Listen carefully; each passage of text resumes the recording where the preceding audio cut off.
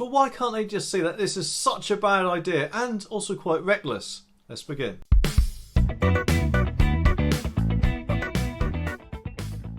Okay, this story is from the Daily Express and it says, a controversial new report suggested that older drivers should be allowed to run red lights without being penalised with points. Well, I know what you're probably thinking. What a clever idea, you know, what could possibly go wrong? It just makes me wonder if they just come up with a competition of let's have the most stupidest idea. In fact, if anything, it'd probably lead to either more people doing it or having a complete disregard for the rules of the road in general, wouldn't it? The government-backed Older Drivers Task Force has called for the over 70s to take a fitness to drive test when they are caught driving recklessly, rather than face points on their licence in an intervention that has been welcomed by motoring organisations.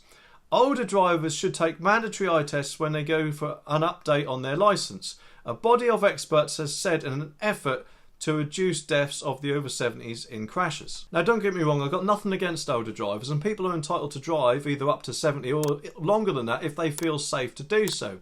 But I can understand where they're going with this. However, if someone does something like run through a red light or crash into things, then it is obviously potentially dangerous, isn't it? And by not giving them the points is surely keeping them on the road for longer and therefore making them possibly involved in other accidents when they would usually have been taken off the road because of the points maybe. Now currently the minimum penalty for running a red light is 3 points and £100 fine, and the points will remain on a driver's licence for 4 years. Increased penalties may be imposed to reflect more serious offences. Although really, it just makes me wonder what they'd want to do for an even more severe offence. Maybe an added slap on the wrist. That was very, very naughty. Maybe they could even add it to other crimes, such as, I don't know, shoplifting for example. At the end of the day though, people's safety is surely more important than letting someone drive. So therefore, if they are doing something as dangerous as running red lights, they should have a punishment for it, and their punishment would obviously be the 3 points and £100 fine, not a little, oh you've done wrong, don't do it again course. The report's proposals to be considered by ministers state